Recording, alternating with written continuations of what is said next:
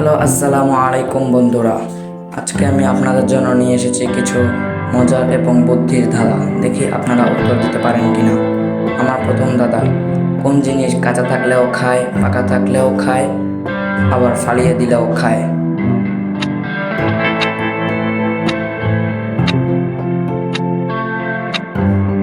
উত্তরটা হবে তাল। আমার দ্বিতীয় প্রশ্ন: বলো তো, আকাশে বৃষ্টি নেই, মেঘ নেই, খালবিল শুকনো, অথচ গাছের মাথায় পানি।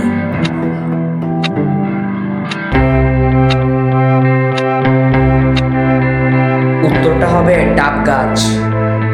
আমার তৃতীয় প্রশ্ন: কোন জিনিস গাছের মতো তলায় থাকে কিন্তু গাছ নয়, পাতা নেই কিন্তু দেখতে কিছুটা গাছের মতো?